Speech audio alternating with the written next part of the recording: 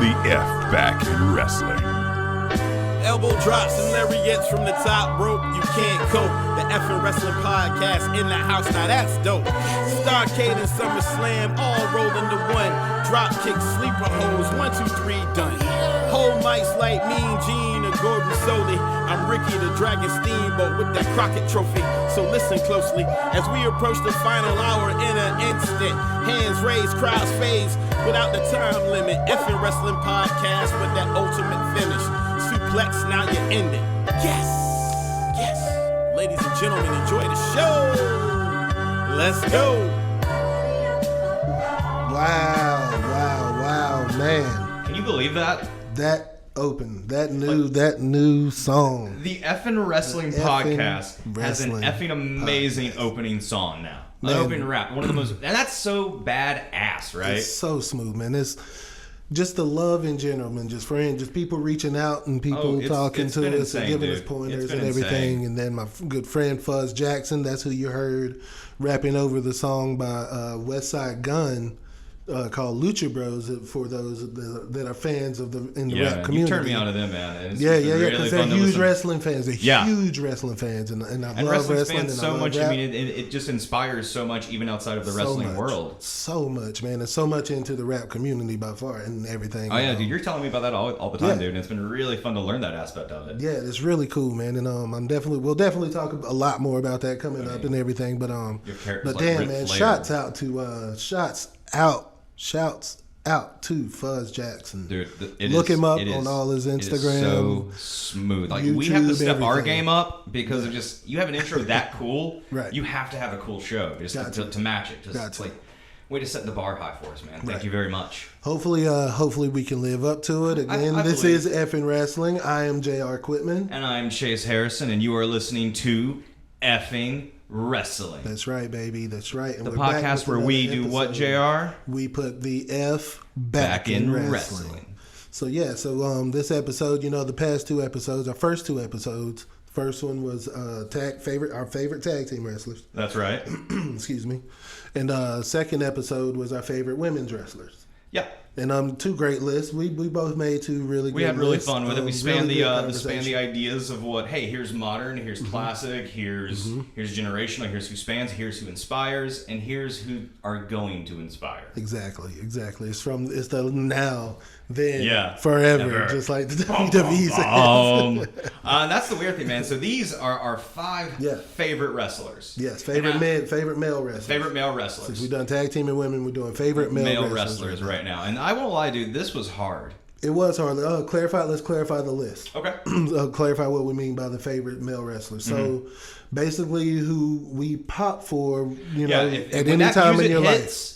You just mark out hard of going, man, I'm about to watch this person do a match. I'm just excited to see what story they tell in the ring. I'm excited to see where it goes from here. I'm excited just to watch them hit their finisher. Just to hear their promos. Just hear what they say see on them come mic. Out to the ring, what costumes they have. That's going to play a part. That's playing a huge part in we're talking about a couple of my, same here. A couple of my lists. I know, just to tease the listeners out there, you and I have talked about future lists we want to do, and favorite ring entry attire has 100% definitely been kicked around in the office. Happening. So that's happening, baby. That will be up there for sure. My favorite for sure. That's got a lot, listeners. Because that's got a lot to do with it, man. That's your swag. That's your interest. That's the first thing people see when you come out from the back. You know what I mean? It's the way to sell yourself. Who your character is. I mean, Undertaker. The hat, the long coat, the gong, bang. I mean, everything about his entrance just reads menace and monster before he even starts to bounce off the rope. So you know who it is, and that's why he's such. And to bring it into now, that like Aleister Black, that's kind of the same entrance. It's amazing. Man, when he just rises that entrance up, is built for a star. Oh yeah, and it's made for a star. Aleister Black is a star. He is, but if he needs to get booked right. Exactly. I mean, there's a lot of booking errors, but I mean, this is a whole other subject. But this is. It happens. We're going to get into the list. Let's just this every whatever. We'll get into it. WWE's biggest problem is they have all the best toys and they have no idea how to play with them all at one time. Right. And that's just so infuriating because you're just watching when you have all this talent. Look at all this that you could do with this. Look at the fun you could have. Andrade Cien Almas is a star. He should be world a champion star. Material through and through. 100%. And he's 100%. in a tag team with Angel Garza, another amazing talent. Which I like the tag team. It's a great I like tag them team, but it's being not where a they need faction, to be. But it needs to be more of a faction instead of a tag team. Where you and that's another thing with factions, man, which will be another episode. Of course. Of favorite factions, and I'm very excited for this. I'm very, very excited. One of me and JR's favorite thing to do is fantasy book. Talk about who we like to see as a team, who we like to see rivals, and we're going to. I think we mentioned before. The episode when we finally build factions, and we were just talking about this past weekend, and we had so much fun. So much fun, man. We were like, no, we're not going to tell you. We're going to be surprised, and we just couldn't wait. We kept running into each other's offices going, dude, listen to this group, and listen to that group. And we're not going to say it now, but it's going to be a lot of fun when we finally have that one. I'm very excited. That's going to be so much fun. And that's just what the fun is about us in this show and everything, man. It's just fun, man. We want to have fun. We're not going to do a lot of reviewing of the shows from the week. No, you can go to a lot of great other places. Yeah, there's a lot of what culture is amazing for that. Wrestling with Regret is a wonderful YouTube channel to check out for reviews of past, present wrestling. I get a lot of information from that. Right. But what we do is this is fans talking about it. We want to hear what your favorite wrestlers are, your tag teams, your favorite women wrestlers, your favorite female wrestlers, your favorite pay-per-view events. As we build up, what do you want to know what our favorite are of anything, right? Oh yeah, definitely. But I think one tradition we kicked off here at FN Wrestling, I'm always very happy with. What's that, baby? Is we always put wrestling on. Yes. And it helps us so much because it just helps us get in the mindset. And right now is one of the best matches you could possibly ask for. We are watching AEW All In. Oh man! And right now is Kenny Omega and Pac, the bastard Pac. I mean, talking about another WWE wasted potential right there. Shit. That man is a star. He is one of the best heels working right now. I forget what he calls it, but when he locks in the Rings of Saturn. Yes, I know it as Perry Saturn's move because he locked it in too, but Pac uses it as well. It looks so vicious when he does it. He's just a vicious little son of a beep. The only thing, but see, man, Kenny. No Kurshausen? I do. No. Not right now? Yeah, later. Not right now. For you insiders. Right. But yeah, man, so, Kenny Omega and Pac, they're amazing. I'm so glad to hear you say that because I've been praising Kenny Omega for years now, and I've been trying to get you to go, hey man, watch Kenny Omega. He's part of the greatest. I wouldn't be surprised if he shows up on your list today, but really? I wouldn't be surprised. He'll be mentioned. There'll be some honorable mentions. We have some honorable mentions. Oh yeah, I mean this whole list is going to be. Hey, Pac would be probably in my top 10. Oh dude, when we talk about favorite factions, it's going to be hard not to think about Death Triangle.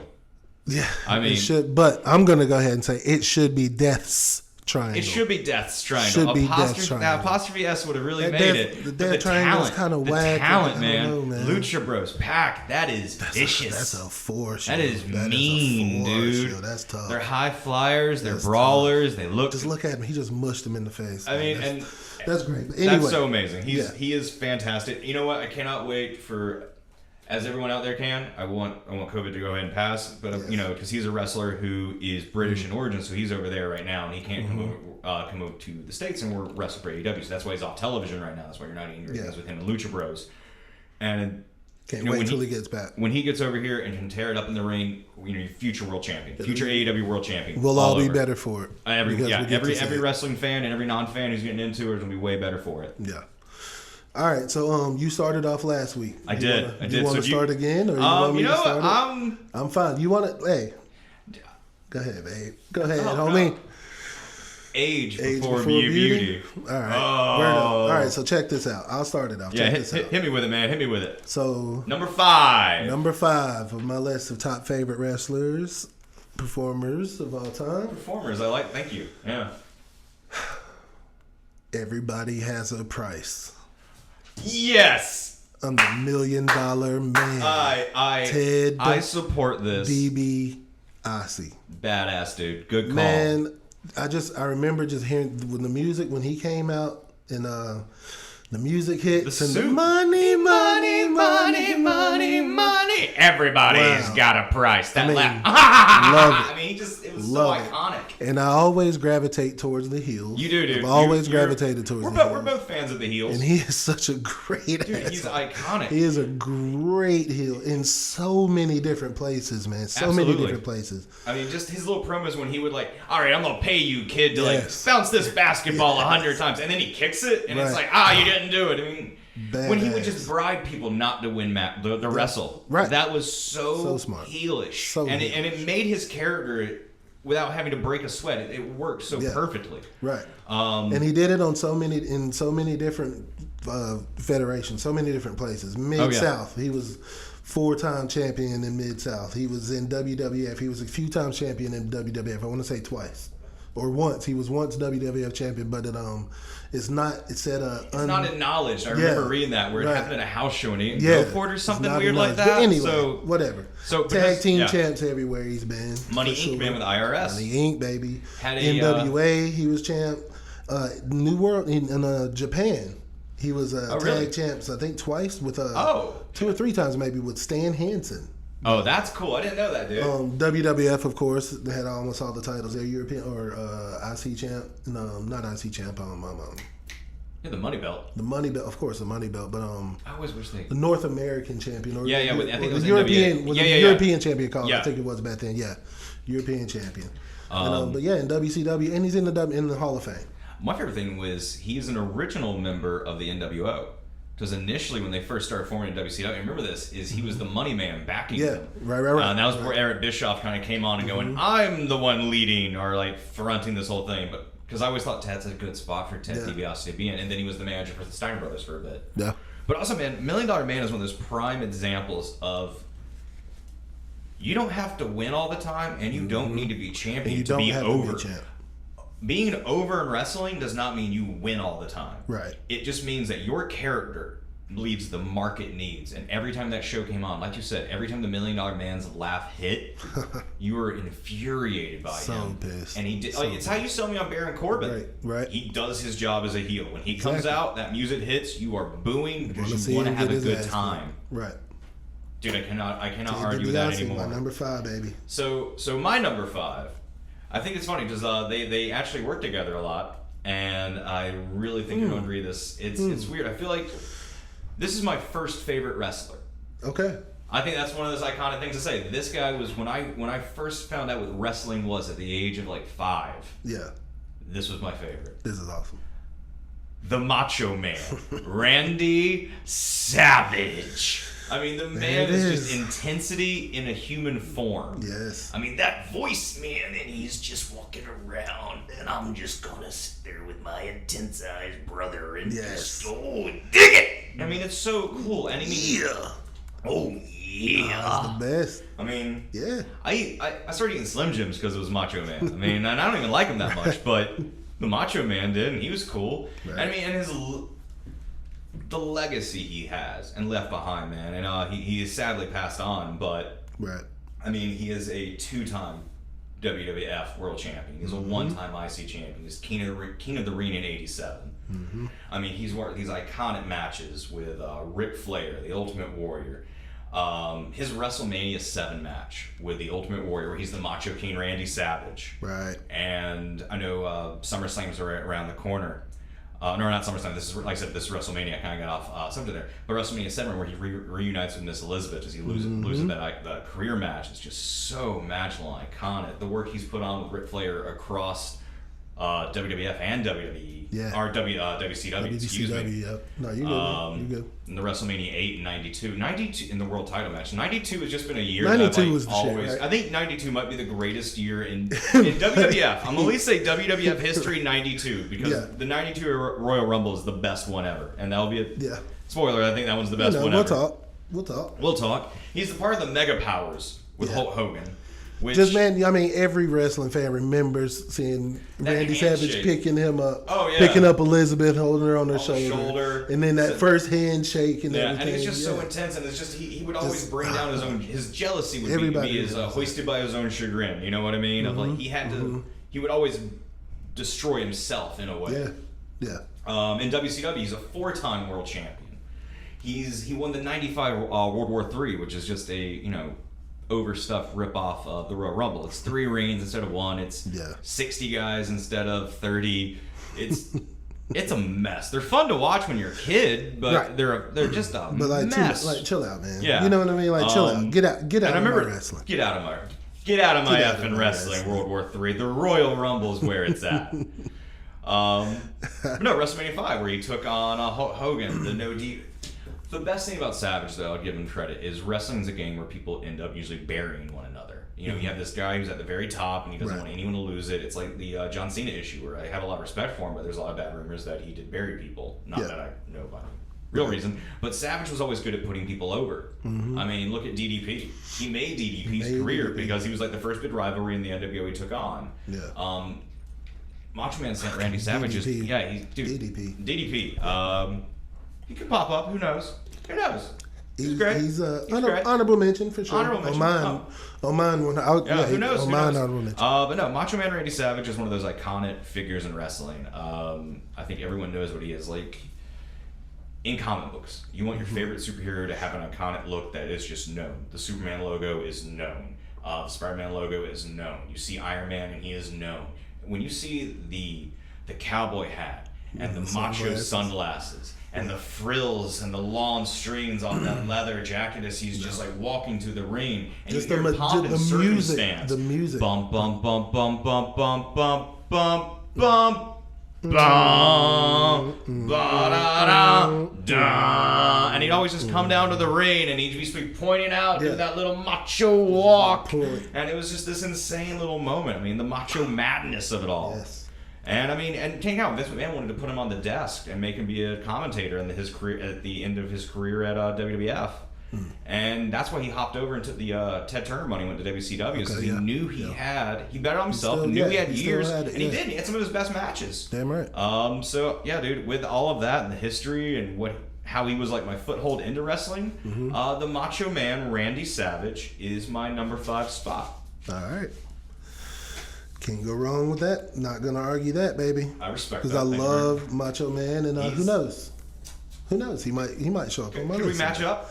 Could we have a sync up? I always really like it when, like, because we're only doing 5, it always makes me glad. We're going, hey, they sync it, they match up our tag list. Well, it depends. It depends, because I have no recent wrestlers. Yeah, I have. All mine are. That was a split, man. That was like the hardest thing, because I wanted to really acknowledge. Because I got back into wrestling in late 2015, early 2016. There was a lot of people that really like carried me over. Like, Kevin Owens is an amazing new face of wrestling. I think any company that gets him would be very lucky. Definitely. And I really want him. Definitely. I wish he could be doing more in WWE, man. So do I. He should be the number one. I love him as a heel. I love him as a heel. Dude, I think he could be the best heel in absolutely, wrestling. Man. If you had, again, you have all the building blocks, you can make an entirely great 4 years of wrestling off of Kevin Owens and Seth Rollins and Finn Balor and Aleister Black and Andrade and those 5 guys and trading off your world title, and that's only 5, man. There's not even listing Bobby Lashley. There's not even mentioning Drew McIntyre. That's not even mentioning AJ Styles, Johnny Gargano coming up, Tommaso Ciampa, Adam Cole. Right. Those are just 5 guys who have all the talent, all the mic skills, and every bit of charisma to be world champions. Yep. And they're just floundering. They're just and that's doing painful to watch. It's so painful, man. I mean, that's what kills me with WWE, when you have so many options out there and you can actually see people have fun and really enjoy it. That's why I've gotten into the indies more than anything, dude. I've really hopped on to MLW. MLW, yeah, you turned me on to hunting some things down. I actually didn't watch anything like WWE related this week because I just kept going down. Like, oh, do I want to watch this or an old episode of MLW? So, okay, that's where I've been at. Nothing wrong with that, man. So far you my horizons. So Macho Man Randy Savage is number 5. All right. What do you got for 4? My number 4, Sting. So, dude, I love it. I love it. He's this like, dude. He's great. He's the face of WCW. Surfer Sting. Surfer Sting. Let me go ahead and clarify. Surfer Sting is the shit. Like you said, the real cool Sting. Yes. Everyone goes, Crow Sting's the cool Sting. He's not. Come it's on, Surfer man. Sting all the way. You come out with that blonde flat top. all the popping colors. The uniform, the outfits that match the makeup. That shit always just looks so good to me. It was so good. And he just the crowd just popped so crazy. Well, dude, I mean, so until Hogan got into WCW, Sting was the man. Him and Flair, their rivalry was intense. So good, man. His friendship with Luger, dude, all that stuff. I mean, Sting was the man, and unfortunately, Hogan came in there, and he's Hulk Hogan. Right. His character's too powerful not to take that top spot, but it's Sting all the way. Yeah. I even remember there was rumor that Sting was supposed to be the third man with the NWO. Mm-hmm. If Hogan hadn't agreed with him. If Hogan didn't go, dude, that's a magical call. So many championships. He's had a lot of championships. There's a lot too many to mention, but I'll go through a few. But my favorite, you know what I mean. I've always loved the television title, and he was my favorite television title champion. Him and Tully Blanchard. Him and Tully Blanchard are my favorite television title champions. Tag team champion with Lex Luger, the Giant, Kevin Nash a few times, you know what I mean? WCW heavyweight championship 6 times. United States champ 2 times. I love International United World States Heavyweight the twice. WCW, sorry to interrupt you, man. The WCW United States title is one of the most beautiful belts ever a wrestler's ever wore, and man, it's been shit on by WWE. Yes. I'm gonna say that so often. I feel definitely it's so ugly now. It's so ugly, and it was this newer one that they just made. Yeah, all of them. They all have been ugly for ever since they brought it back. Yeah. That's just me. I'm sorry. No, you're good. I had to rant. They made my favorite belt stupid looking. Yeah, it's all good, homie. Because I agree. But he's got all kind of other, you know what I mean, accolades and everything. He's been ranked number 1 in '92, number 1 in the top 500 singles wrestlers in 1992. Rightfully so. That's what's up, man. Number 15 in 2003. It's like, wow. That's what's up. Yeah. And but yeah, man. So, but Sting loved Sting. His stuff in Impact. My mom loved Sting. She used to love his thighs, and she used to say that boy got some nice thighs and butt. See, that's how it works, man. My mom didn't like wrestling, but then she saw Kevin Nash, and my mom has a thing about like long hair. Yeah. And his name is Big Sexy, and it was just like, all right, mom. And then like my mom saw that and went, okay, you can keep watching wrestling. I went, hey! And I didn't quite get it as a kid, but it didn't matter. It didn't matter. I had to keep watching wrestling. Exactly. And I went, hey, I root for Kevin Nash too. Hell yeah. I didn't quite get my mom had a crush on him, but it was like, it's funny enough. It's all good. It's all good. But yeah, so Sting, man. But one thing I want to mention with Sting is like Sting knew how to reinvent himself while keeping on that same character. I mean, it never really changed. Right. I mean, there was an evolution for sure. Surfer Sting to Crow Sting. Changed the look, but it was that really cool idea of. And I think that was a Scott Hall idea. Scott Hall had such a brain for the game. Such a brain. But it was that evolution of, hey man, I'm such a happy-go-lucky face to I'm this broken version to what I love has been destroyed. And he's involved. I hated Wolfpack Sting. I did hated. Because he should be. He should be able to. If he's going to do that character trait, he should go back to being Surfer Sting. Surfer Sting, yeah. But there's no way. I don't know why he didn't go back to Surfer Sting, man. But probably because he fried his hair from bleaching for so many years. That's true. Dude, I damn love that scream, ow, and then the damn dive in the corner, the scorpion, Steiner splash, the scorpion deathlock. It was just all beautiful, man. I always wanted to see him take on Bret Hart. And I believe they did end up maybe in WCW. I mean, I imagine they had to. I don't know off the top of my head, but because they both had the same move. You know, the sharpshooter and the scorpion deathlock were. Right. Don't imagine there Scorpion Deathlock was better, but you know, it's all good. So yeah, so my number 5 was Ted DiBiase. My number 4 is Sting. Okay. So my number 4 is where me and JR are going to probably start exchanging fisticuffs here because I'm interested to hear. You know, I've hopped back into wrestling, and that's not just I've hopped into the deep end, man. I've search everything and I want to watch everything. And what really got me very excited was New Japan. And New Japan has just hit me so much. Like Bullet Club's got me interested in things. Yes. Okada got me. You've gotten me into New Japan, and I sold you on New Japan. I wanted to get involved in it just because I'm a fan of Carl Anderson in New Japan and everything. But I've been going back and watching a lot of New Japan because this dude that I think you are about to talk about, baby. My number 4 is the Stardust genius Tetsuya Naito. Hey, this man is the He's so badass. He's the truth. He exudes cool. Just cool. All right. As hell. I mean, his whole tranquilo style. Hey man, don't worry about it. Don't stress. Don't stress. But like wrestling. Yeah. Let's hear it. I'm almost almost too excited to even talk about him. The floor is yours. I'm almost because too I know excited how to much you talk like about this dude. And hey, I respect that. All right, he's great. He is the first ever. He's the first person in New Japan history to hold the world title and the IC, their Intercontinental title, at the same time. And that's a big deal, right? That's a huge. I don't think a belt has more prestige to it than the IWGP World Title. It is a belt in wrestling. Wrestling's theater. Okay, it's a live action sport with blocking. It's not a sport. It's theatrics. It's theater. That's how I see wrestling. I look at it from a theater kid's point of view. That's my schooling. Theater arts major. Yeah, it's a giant show. Right. Belts are props. Mm-hmm. They're just props. They're really, really shiny, nice props, but they're just props. It's nothing more than like walking on set with a book in hand. It doesn't mean anything. Your character matters. Mm-hmm. But then there's this belt, and you really want it because it's pretty, and there's a legacy behind it. It is beautiful. And it is beautiful. It's one of those where he treats it like the prop. He treats it like the prop it should be because everyone else like fights to get it. He fights to disrespect it. I'm getting off subject because I really don't even know where to start. So New Japan has this beautiful program called the Young Lions, where people just come in and have to gain their character.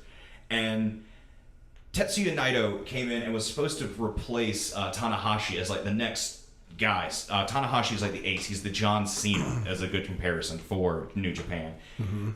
Naito was supposed to come in and be the new guy for that. Failed. Audiences hated him. They booed him out of the house. When he actually won the ability to headline, an audience vote was put in, and his match was taken out, and the Intercontinental title match was put in Wrestle Kingdom. The secondary title main evented, and he wasn't big enough to sell the event. How disrespectful is that? How sad is that? Yeah. So and that's so lost in this, and this was 2014, 13, around that time. So he travels to Mexico, does a tour in New Japan, and goes to I wrote it down in my notes, CMLL, and he meets the group Los Ingoables, which is led by El Sombre and Rush, and they're just like the NWO. They're too cool. They practice the Tranquilo style, which is just this laid back, hey man, I'm going to beat you by showing you how non-concerned, how blasé I'm about this match. Right. We mentioned Andrade Cien Almas. Mm-hmm. He's one of the founding members of it as well. Yeah. I always like the fact that this guy and him are really good buddies. Something about these two talented guys being like mobsters. I mean, so he comes back and he is just full of anger and revenge, but he doesn't care. He does not care. All he cares about is his Los Ingoables hat. Yeah. He'll leave everything behind, except grabbing that. And he just rises because he almost becomes the anti-Austin. Because where Austin was loud and robust against the system, this guy's like quiet and tranquil about going, I just don't care. I'm here just to beat you. Yeah. I want to show how little all this stuff means because I'm above it. I'm better than you. I'm better than all of this shit. And I'm going to prove it. Yeah. I mean, he's a 2-time IWGP World Heavyweight Champion.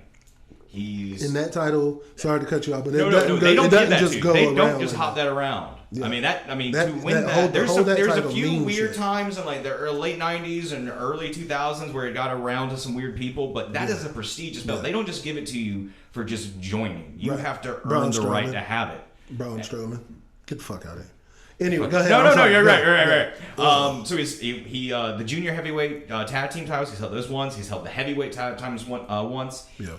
So New Japan has this thing called the G1 Climax, where it's 4 tiers. It's almost like a tournament system where you get points and you compete. He's won that twice. That is, I mean, yes, wrestling is booked, but to get your character to the degree to be able to do that, he's done that twice. Wow. A little shout out: Carl Anderson's the only American to get to the finals of that. Asheville, stand up, baby. Shout out.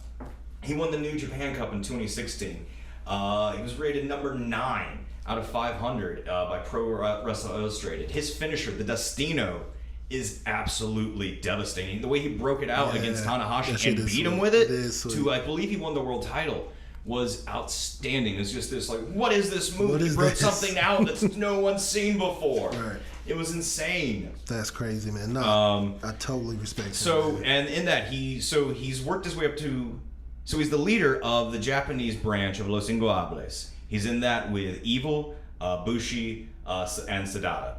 I believe I'm pronouncing that. I'm probably pronouncing that name really wrong. I think you're right. You're right. Bear with me if I'm pronouncing these things wrong. So he's finally reached this pinnacle. He's holding both nights at Wrestle Kingdom. They broke Wrestle Kingdom up this year into 2 nights. So it's actually one of the last full shows. They actually had a whole live audience, and they broke it up into 2 nights. Okay. And the first night, he won the IC title off of Jay White, who is, I believe, the contemporary leader of the Bullet Club right now. Yeah. So he won that. No, Evil is, I think, right? Yeah. So Evil. Well, it's that weird thing because Jay White is in New Zealand, so he's not over. So that's gonna be a big part of the plot right now. Because get into that. So in the second night, he beat Okada, who is just the greatest wrestler of all time.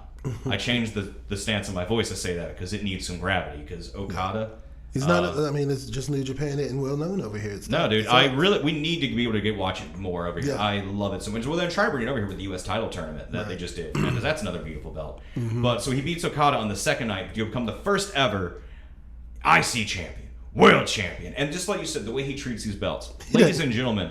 So these are belts everyone gets in their career to have, and they put them around their waist, and they put them on their shoulder, and they hoist them up high, and they go, "This is mine." Yeah. He destroys his. He throws it around. He bashes it. He kicks it to the ring.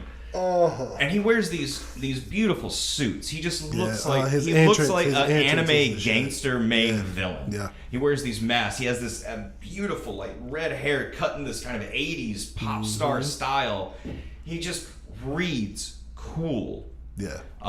So yeah, he won both titles, and the sad thing is, like, right when this happened, COVID kicked in, and so he didn't get a lot of title defenses in. He fought Kenta, who was Hideo Itami in NXT, who's a Bullet Club member, and he got 1 defense in for him, and then he defended it against this year's G1 Climax winner, Evil, who's a member of his own stable, Los Ingoables. Yeah. And at that event, Evil turned on him. Cheated to win and joined Bullet Club, and as you said, is now the lead, like the pseudo leader of Bullet Club. Right. We'll see what happens once travel opens back up and Jay White gets back over there. Yeah. But it's gonna be a fun little rivalry. You know who should be leader of the Bullet Club? Know who's earned it? Who? Tama Tonga. There it is. I mean, he's been there since the beginning. He's still there. Yeah. He should be full on leader of the Bullet Club. That's just effing wrestling's opinion. It might happen one day, man. Maybe. So yeah, Tetsuya Naito has just grabbed me, dude. Ever since I've gotten into New Japan, I follow I follow him on Facebook. I follow his career. I follow every time he pops up on their YouTube channel. I try to watch his. I don't even understand what he's saying, and they don't do subtitles. It doesn't matter. I don't care. It just exudes this level of going, man, you are a star. He is a star. And just to arise from someone who's his stuff out for sure, who's not praised to being someone who is. He's the Stone Cold Steve Austin of Japanese wrestling. Yeah. When it comes to New Japan, it's so 180. It's so. I love the fact that, for what Stone Cold Steve Austin is for America is what Americans see that badass to be. And for just like watching Japanese cinema and watching anime, he reads a lot like, I don't know if you've ever seen Cowboy Bebop. I don't know if you ever watched that. It just follows a bunch of like space bounty hunters, and it's really, really cool. He just comes off as the character of Spike, who's just the baddest space bounty hunter there is. But he just kind of like so laid back, and he wears the same suits kind of thing. Dude, I could ramble on, and I probably have rambled around and this is so cool. I'm so excited. I love it. I love watching it. Right. And you know what? Yours is going to tie into mine. I'm so excited. So that's your number 4, right? That is number 4. So number 5 was Macho Man Randy Savage, and number 4 was the Starlight Genius, leader of Japanese division of Los Ingoables, Tetsuya Naito! So, and you mentioned how coolly and smooth and all that stuff is. And I mentioned how that's going to tie into my number 3, because I think my number 3, which could go from anywhere from 1, 2, or 3 on my list. But I'm going to put him number 3 right now, because he might have been the first one to have that cool as hell personality. I'm really Let's excited. just say he was oozing machismo. Razor Ramon, baby. Chico. Oh my God, yes. Come on, man. That guy. Because of basically everything you said about Naito. Yeah. Just cool. He was so damn cool to me, man. Scarface. Just so damn cool. Just smooth Scarface. I mean, he just walked out just there. Just that gangster coming out. Just that hairy ass chest. That hair slicked slick, back. that with the damn toothpick, yeah. though. And then he get in the ring and he would just throw that motherfucker in his opponent's face. I mean, again, another guy who did not. I mean, could have been world champion. He was IC champion. He was great at it. Right. But that man never needed a belt. He was cool. Didn't need it. But he is probably one of my favorite IC champions. Honorable mention all day long on my list. Honorable mention. He was a 4-time IC champion. All rightfully so. He put on amazing matches. Shawn Michaels. His ladder matches with Shawn Michaels were legendary. Which, you know what I mean? With SummerSlam coming up, you guys will hear this episode before SummerSlam, which is this Sunday. But that we're gonna do a special SummerSlam edition show, and we'll post that. I'll post that. We'll post that on Sunday. Yeah, we'll do that. We'll do that on SummerSlam. We're gonna have a SummerSlam matches and moments list also. Yeah. And let's just say that match might make an appearance on my list. Woo. You know what? It might make an appearance on two lists. Right. So Razor Ramon was the shit. But then on top of that, he goes to WCW and with his Outsiders character and Scott Hall. And I mean, come on. Let's just stop right there. He's lucky to be named Scott. His name is Scott Hall. And that's just cool. And he got it over. That shit was badass. I mean, dude, the Razor's Edge. The Razor's Edge. And turn one to of the my Outsider's favorite Edge. finishers. Dude, it's probably my favorite finisher. It's probably one of my favorite knockout finishers there 100%. is. It has full on, so good, like the spectacle of it when he hoists people up on their shoulders and then just comes slamming down. It just was amazing. That shit was good. And dude, he had such a mind for the business. He's the guy who gave Sting the Crow gimmick. Right. He pitched that Razor Ramon was kind of like Tony Montana from Scarface. Yeah. He just had such a way to work it, and even like he's the one who convinced Hulk Hogan to come over, going, "Hey man, it doesn't matter if we're champions or if we're winning. We could count the lights every single night. Didn't matter, dude. We're just cool." Right. And in wrestling, that's all that matters, man. Exactly. The coolest, some of the coolest heels ever, for sure. Dude, some of the coolest 100%. I mean, and then just his tag team championship run with Nash, they were 6-time champions in WCW, and he was 1-time champ with the Giant in WCW. Yeah. United States champion 2 times in WCW. Absolutely. World television champion 1 time in WCW, baby. And just cool as hell, man. Yeah.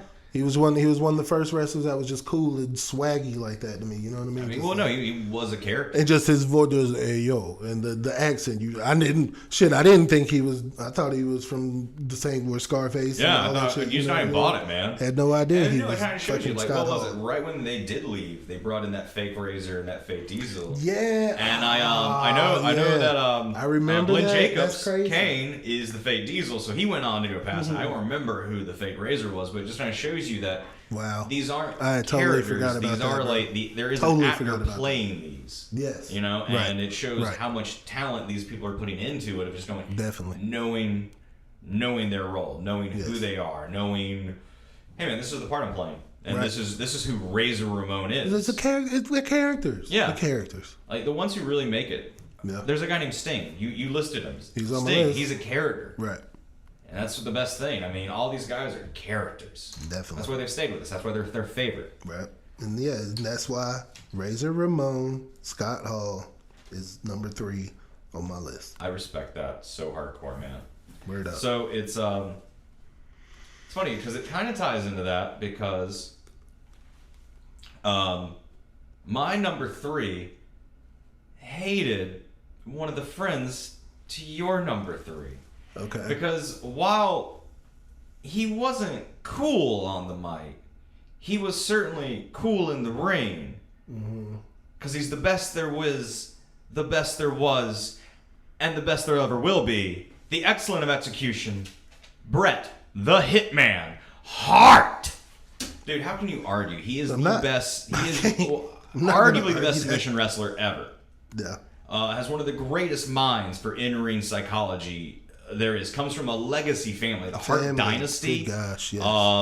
Worked tag team wrestling, solo wrestling. Worked his way up from tag team to IC to world champion. and had one of the greatest rivalries in all of wrestling. I mean, his shit with Shawn Michaels is legendary. Their hatred is real. Yep. And then you build up to the Montreal Screwjob in a moment that redefined wrestling itself and what kayfabe was. I mean, and there have been lots of times where kayfabe had been like, you know, dragged over concrete. Right. This time, it really kind of left a mark because it created the Vince McMahon character. Yeah. You have true. Like there's that great documentary, Wrestling with Shadows, that's following Bret Hart all the way up to that. I'm all treating people like they know who he is because I feel like you're listening to a wrestling podcast, you know who Bret Hart is. You have to. Yeah, you got some accolades that the Hitman has acquired. Why not? He is a 5-time WWF World Champion. He is a 2-time Intercontinental Champion. And a 2-time tag team champion with Jim the Anvil Neihard at the Hart Foundation. With that big laugh of his.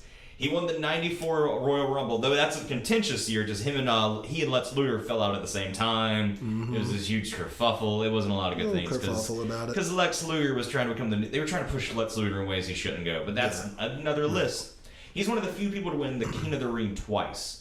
In 91 and 93. Okay. And the King of the Ring, and that's back when it was actually a pretty cool little gimmick. But he never really fell into doing that whole, I'm a king. He just kind of carried the title to go, I'm the King of the Ring. Yeah, because I'm the best. Yeah. Like I'm the best wrestler. He's the one who really carried it the best without having to give it into a gimmick of it. I'll tell Baron Corbin. Sorry, but I digress. Go to your list. He does handle it well. I thought Wade Barrett made a really good king. See, I didn't really. I wasn't King watching Booker, wrestling. No, King Booker's the best. Best King of the Ring winners. That's another list because Kurt Angle is also good. But we're getting off subject. Yeah, so I mentioned the Montreal Screwjob. That was actually wrestling, baby. So effing wrestling, man. We get lost sometimes. Eff it. So the Montreal Screwjob is Vince. He's the world champion. He's going into WrestleMania. He's taking on his rival in Montreal, I believe. He's taking on Shawn Michaels, and he does not want to drop the strap to him. He's willing to do a. And he's from Canada. He's from Canada, in his hometown, in Canada, I believe his hometown. And he's asking to lose. So it becomes this thing where Bret Hart has said he will drop the title, relinquish the title on Raw the next night. Yeah. He's not believing him. Vince McMahon's not believing Bret. So they do this fake thing where Shawn Michaels puts him in the sharpshooter for a hot second. The ref goes for the bell. It's this huge fuck you to one of these hardcore, hey man, I've been loyal to your company. You just can't pay my contract anymore, and I'm off to go seek greener pastures for my family. Right. I've given you so much of my blood. I've been so good to you over these years. And he's played a great heel, great face for it. Right. Really evolved his character and evolved himself while keeping his moveset and who his character was intact. I mean, that's the best thing. He was called the Hitman because he had the sharpshooter. Right. And every match in submission wrestling, you need to understand wrestlers have one move they're working towards, and they're working their entire repertoire of moves to put this on you. Get that on you. I mean, it's one of the best things. I believe Bret Hart won the world title off Diesel for the first time. Diesel's like 7 foot, and Bret Hart's like maybe chop him down, man. Maybe 6, and that's what the whole match is about. It's not this really great match to watch. It's beautiful, but yeah, it's storytelling. It's in-ring psychology. Of Bret Hart is working the legs so that the legs and lower back of Diesel are in so much pain that when he locks in the sharpshooter, he's going to tap out. Yeah. I mean, you have. No, you're right. Made he made Stone Cold Steve Austin. Definitely. Okay. You have that Survivor Series or WrestleMania 13, 97. It's Stone Cold Steve Austin. They wrestle. They do this amazing thing. The match starts when the music hits. Bret Hart walks to the ring as your face. Stone Cold Steve Austin comes to the ring as your heel. Somewhere in the match, these stars cross, and one becomes the heel and one becomes the face because Bret is being so brutal trying to beat the rattlesnake. And the Texas rattlesnake is taking so much. Just the image of the finish of that match, it will last forever. Bloody, screaming. He passed Steve Austin passes out. Yeah. But he didn't quit. Makes the legacy of. But he didn't quit. Baby. Never quit. And then that's where it begins. I mean, Bret Hart is one of those guys who. One of the things I really went into is, did you help make people in the business? Did you make yourself, and did you help make people? Right. And Bret Hart really always thought of wrestling first, I feel. And he helped make people, like, his matches with Rowdy Piper, his matches with Mr. Perfect, his match with British Bulldog at SummerSlam. The shit with Mr. Perfect was the shit. Mr. Perfect is, like, Kurt Henning's one of those unfortunate cases of just not being stuck with, like, a really good gimmick, but too much of a gimmicky gimmick for his own good. Bret Hart had the greatest thing. He made pink cool. Oh, yeah. I mean, I never once had an issue with the color pink, because if it ever got brought up, going, you mean the color that Bret Hart wears? Yeah. Nah, dude, we're cool. Whatever. Again, and he led the heel faction of the Hart Foundation, which was himself, his brother Owen, his brother-in-law Jim the Anvil Neidhart. Him and his brother. His rivalry. Another SummerSlam match. Another SummerSlam match. Everything about it, dude. Hell yeah. The Hart Dynasty. I'm going to do this one thing. I really want to get into this whole thing where I compare wrestling to Game of Thrones at some point, because I've done this and I've entertained you. You don't know Game of Thrones, so I've just sat there and like bored you with going, this guy's this house, and this person is this house, and this is like dragons. It's great, man. It works. But I really want to do that. But Bret Hart is my number 3, man. He's that mid-generation classic guy. Like, when you're moving from cartoon character to real in-ring technicians, Bret Hart and Shawn Michaels hit that off. And between the two, I always was a Bret Hart fan. So for number 3, Bret Hart. I respect that. I respect your mind, young man, because you know what I mean. He's old school, and I respect that about you. That's why I like. I've always enjoyed talking wrestling with you. Hey, man, because of your mind. We love to talk some effing wrestling. You're damn right. So. My number 2.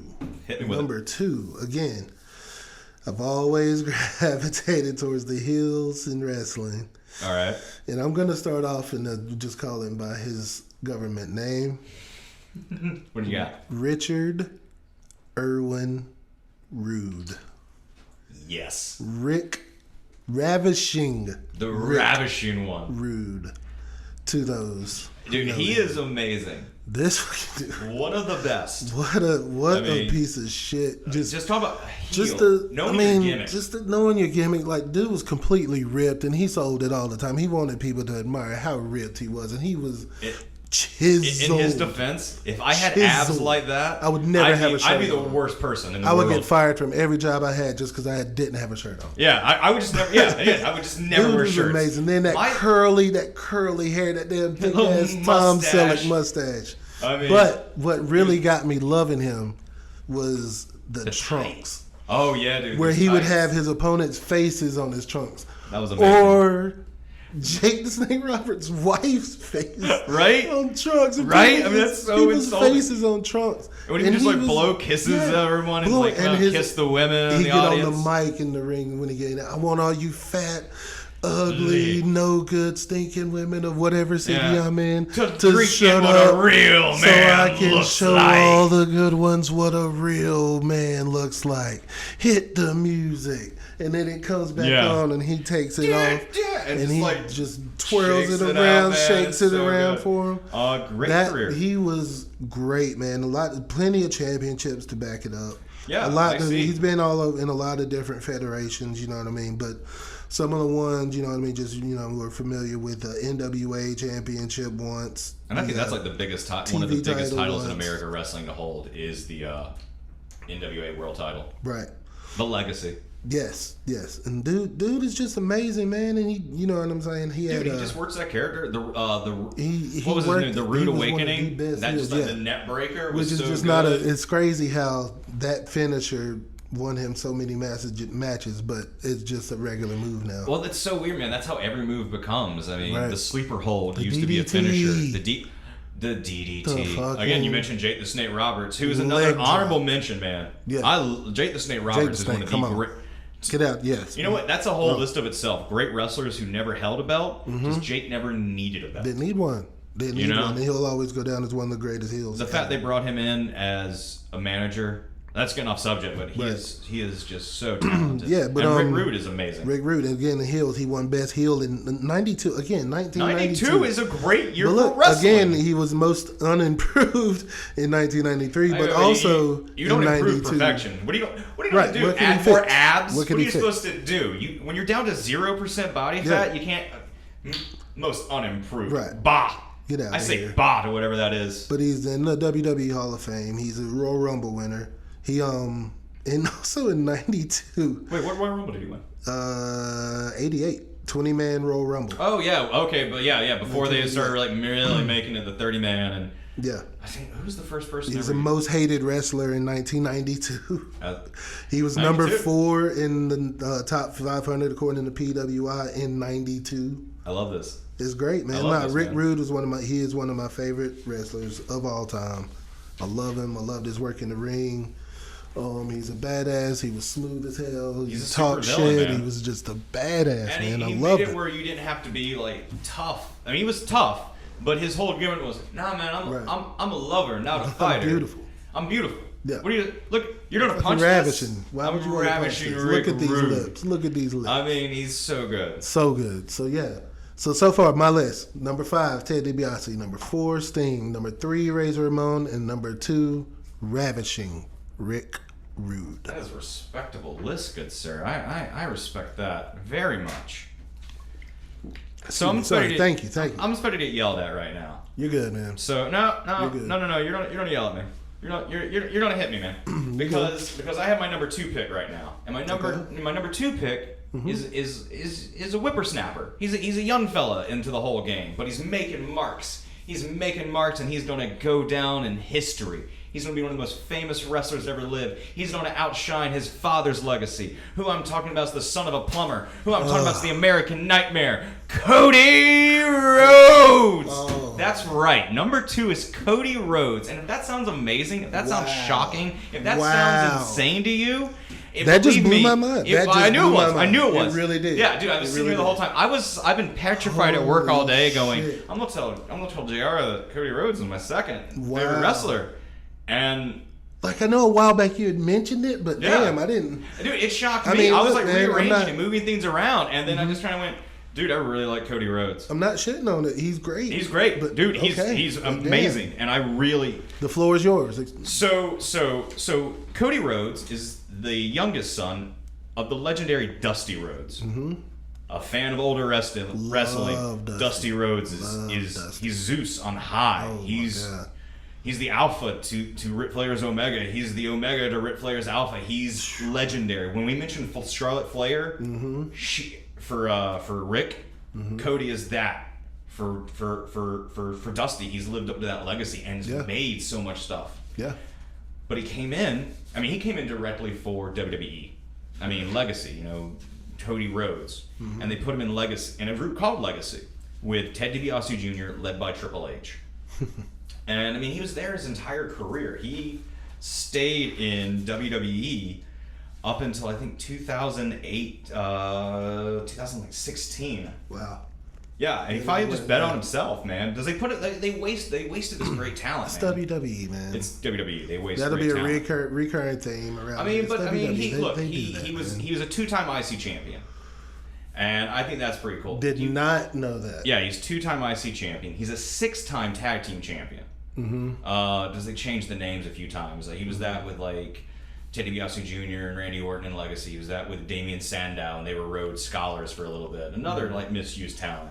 Yeah. But Cody was always stuck with these really lame gimmicks. But I always liked him.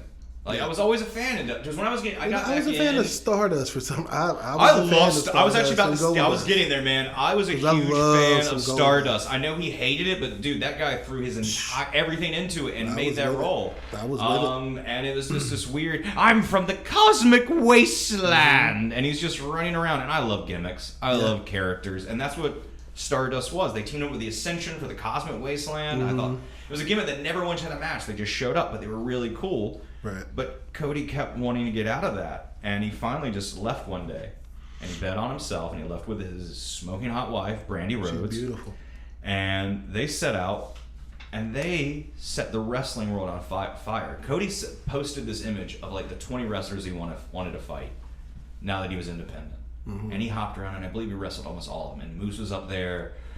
The Hardys were up there. So everyone was up there, dude. So during this time, was he signed to anybody? No. He was just independent, kind of like Jericho, just hopping around. Yeah, he was just taking bookings, moving around. He hopped from Ring of New Honor. Japan a lot, Ring of Honor. He did Ring of Honor. He did Impact. He did New Japan. In his time in New Japan, that's when he teamed up with the Young Bucks, Kenny Omega. He became like the Civil War leader of the Bullet Club at that time. I mean, his accolades just are insane from when he bet on himself. He's a one-time Ring of Honor champion. That's an accolade belt. You have to really be like a good mat wrestler, a good technician. Like everyone, like Ryan O'Reilly, Kevin Owens, CM Punk, Samoa Joe, Adam Cole, all have held this belt. Like the names go on and on. Yeah. He's a 6-man tag champion with the Young Bucks, Wrestler of the Year, Sports Illustrated Wrestler of the Year, 2018. And he's an IWGP champion. Not to mention how he's teamed up with the Bucks and Kenny Omega to redefine the face of wrestling with AEW wrestling. They're doing a damn good job. It's amazing what they're doing, dude. He's living up to his father's legacy. Then some. And then some. You have Dusty, who ran the NWA as a booker, and now you have a son who's a booker as well, running it. It's crazy. Amazing. And another thing, he's an NWA champion. Nice. His dad was an NWA champion. Nice. The Rhodes are the first father-son team to ever hold that. Did Dustin also? Dustin's never held it, I believe. Okay. So like that's just monumental. I mean, he cool won that at All In. Yeah. Or I have my note. No, All In, he won In? against Nick Aldis. Yeah. And so funny enough, the first All In, this isn't even a AEW pay-per-view. This is like a buy-in. It's like an independent, like I think it's like kind of put on by Ring of Honor, and it's Cody just betting on themselves. It's the Bucks betting on themselves. It's the Bullet Club. It's all these independent wrestlers going, this is what professional wrestling is. It's the fans, it's us, and that's one thing I love about AEW, man. It's built, I don't want this to sound like a sexist statement, but it's built for the boy. It's built by the boys, ran for the boys, here for the wrestlers. It's hey man, the ones who make the decisions are the ones who are taking the bumps. Yeah. And that's amazing. Definitely. The fact that Cody Rhodes is a member of the Elite, the fact that he's a member of the Bullet Club, which is amazing.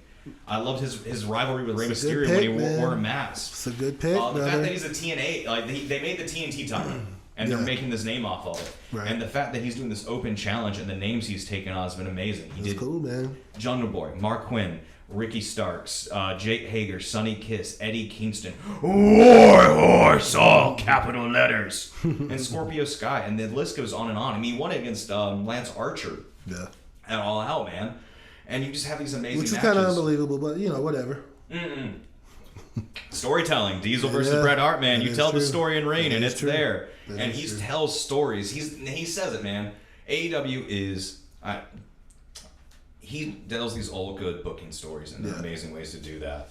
And he's making stars. Like he's elevated Scorpio Sky. He's elevated Darby Allin and their rivalry. Darby Allin doesn't have a win over him yet. There's 2 pins and technicality. His rivalry with MJF is going to go for years. Yeah. MJF, another character we could easily talk about. But yeah, for all those reasons, Cody Rhodes is my second favorite wrestler to watch. I mark out hard whenever he appears. Nothing wrong with that at all. Who do you got? My number one, short and sweet. I mean, there's nothing that I can say about him right now that hadn't been said about him already. 16-time world champion, Ric Flair. Woo! Good call. He's my favorite wrestler of all time. I just love Ric Flair. What's not to love? The man's a king. What's not to love? I mean, all the championships, all the swag, all the promos that he did. He's the leader of the Four Horsemen. The leader of the Four Horsemen is the best faction in wrestling and will forever be. It means something. Like that symbol when they lays up 4 fingers still means something. It means a lot. And it's funny, dude, your number one ties into my number 2 because I feel like Cody is like the modern equivalent. I think he plays that gimmick. Of like bleach blonde, I live a big life. I smoke the finest cigars. I have the hottest wife. I travel these, all around the world. I'm a wheeling, dealing, jet flying, kiss stealing son of a gun. Cody Rhodes. He plays that for me. He really plays that for me. I hear you. I feel you on that. But he doesn't. It's not nothing like Ric Flair.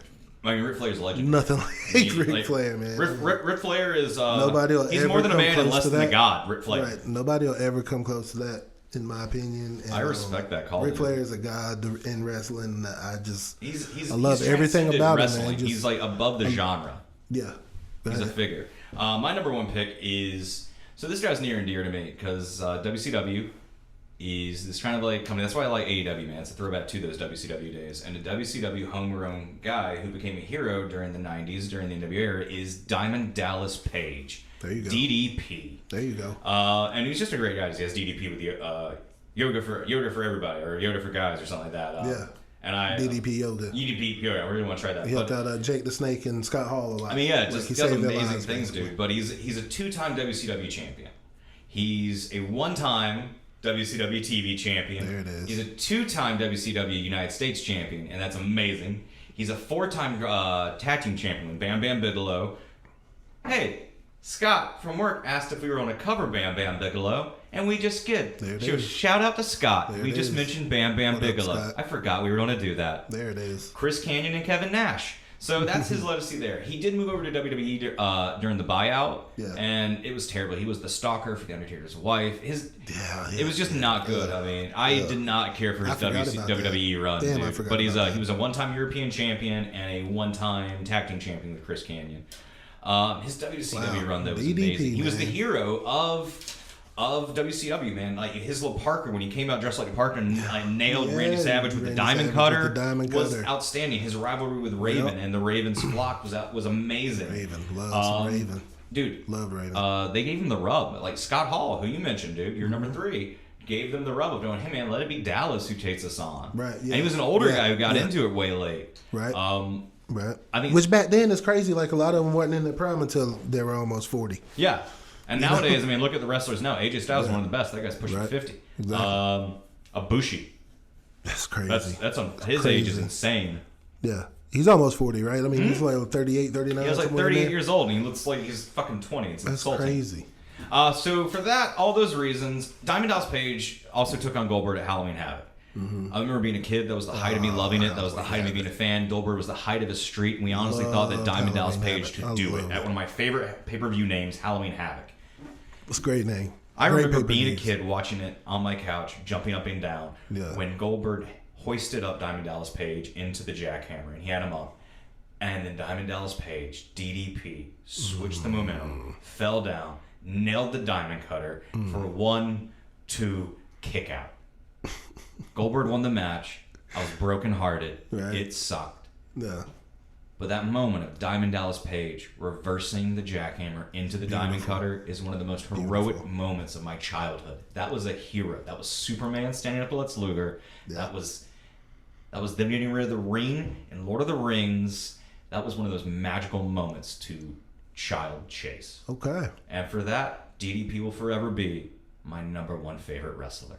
That's what's up. So your list was? My list was Randy Savage at number 5, Tetsuya Naito at number 4, Bret Hart at number 3, The Nightmare, the American Nightmare, Cody Rhodes at number 2, and Diamond Dallas Page, DDP, at number 1.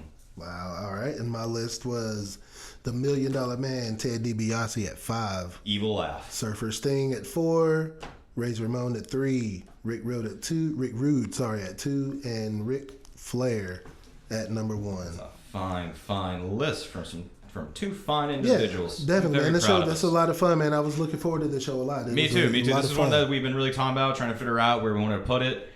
There's one more thing. I know we're running long on this one, but I just thought I'd throw this out there because I have you here.